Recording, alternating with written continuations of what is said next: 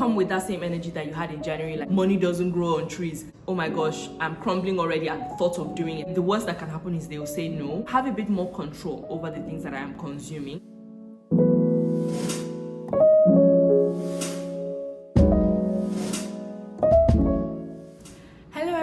Welcome to my channel. My name is Timmy. If you are new here, thank you so much for stopping by. I hope you like it and decide to stay by hitting the subscribe button, and if this is not your first time, welcome back. So today I'm going to be sharing with you 7 things that I want to unlearn to become more productive in 2023. This is actually therapeutic for me. This channel has become a place where I can, share my thoughts, and hopefully someone else out there relates and I can help someone else with something that I have said. Unlearn is a word that I came across a couple of years ago, literally 2 or 3 years ago, and I was like, that is an interesting word. It's never occurred to me.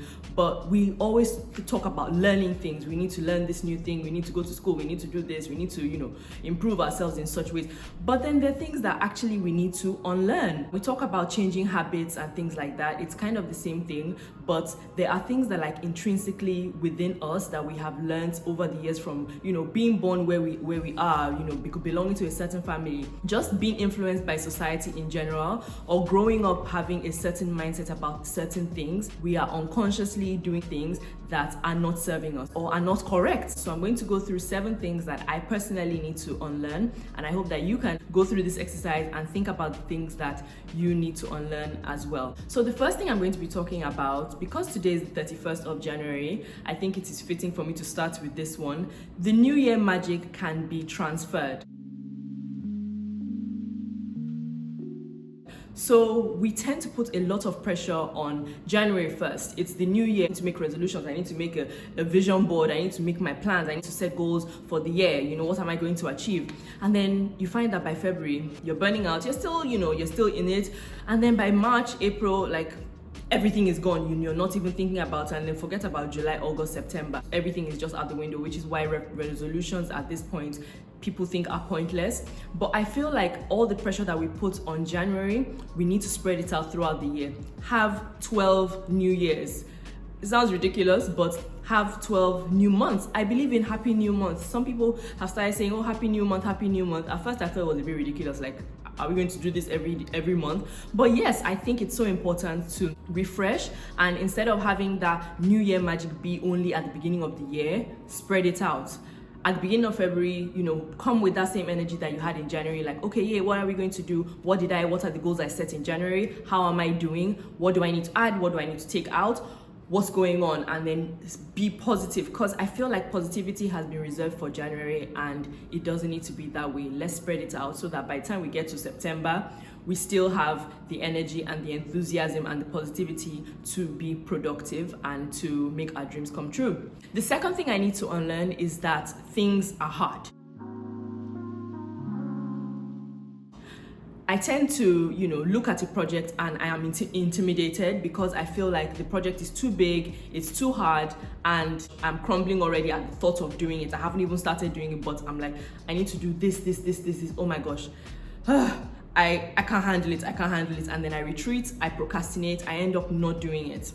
Or I end up doing it, taking longer to do something that shouldn't take so long because I am so scared of this thing. So I'm going to use my YouTube channel as an example. I started my YouTube channel because it's something that I enjoy doing. I'm not going to say I never thought of, getting monetized or having a certain number of followers or being intimidated by other people.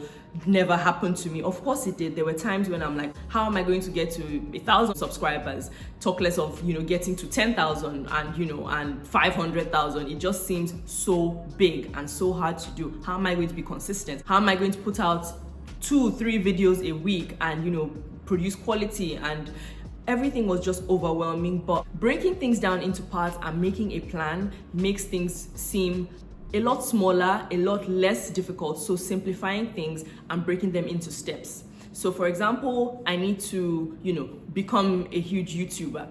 I need to just start by doing the things I enjoy doing with what I have. Don't think about all the equipment you need, or don't think about what are you going to put out in July. Just think about what am I going to put out in January. Think of the plan, make sure it's broken down into little simple tasks, like I'm going to wake up in the morning and then I'm going to shoot a video at so and so time. before I have to pick up my daughter, before I have to go to my office. You need to make a plan so that it seems more doable rather than just panicking about the big picture and about the thing just looking like a huge, hard task. The third thing I need to unlearn is that I am not smart.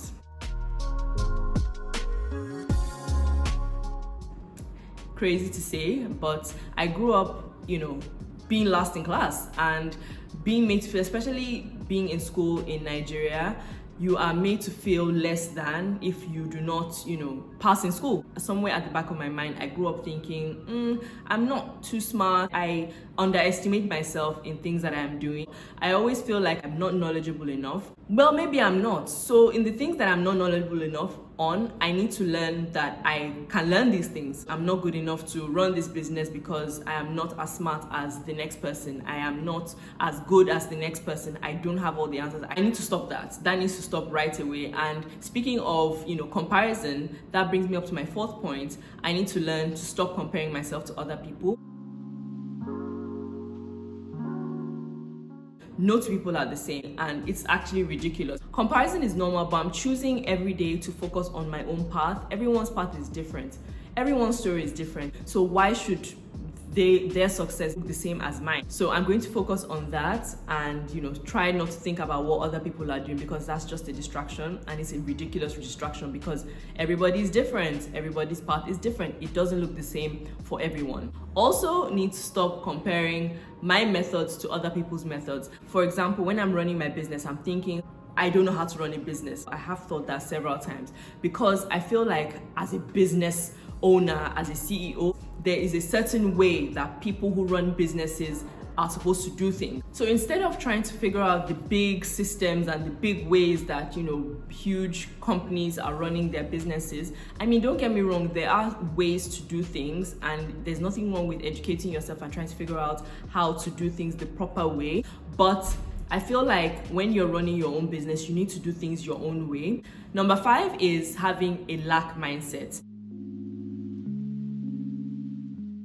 This is a big one because I have grown up thinking that it's so hard to get money. Does money grow on trees? I'm sure people have heard this so many times. Money doesn't grow on trees. Money is so hard to come by. There's a mentality of scarcity that we tend to have, a lot of us do. It's important to have a mindset of abundance. Instead of holding on to your resources thinking, oh gosh, I need to save this because what if in the future I don't have enough? Which is not bad. Like, obviously you need to save for the future. I'm not saying go and spend all of your money, but you need to have an open mind and think, yes, I want to make X amount of money and I am going to make X amount of money, and when I do make X amount of money, this is what I'm going to do. Think of it as something that you already have, that you already are. This is not just about money. So even if it's about the goals that you have, for example, I want to be a successful YouTuber, so I'm going to show up every day being a successful YouTuber, living the life that I want to live, even though I am not there yet. But just having that mindset of abundance, having that mindset of I already have this thing, it makes such a huge difference. You start to live that life, and then the things that you need to make that happen just start to come to you because that's what you're attracting. Instead of thinking, I don't have, I think of, yes, I have, and then the things that you need will come to you. The next thing I would like to unlearn is making assumptions.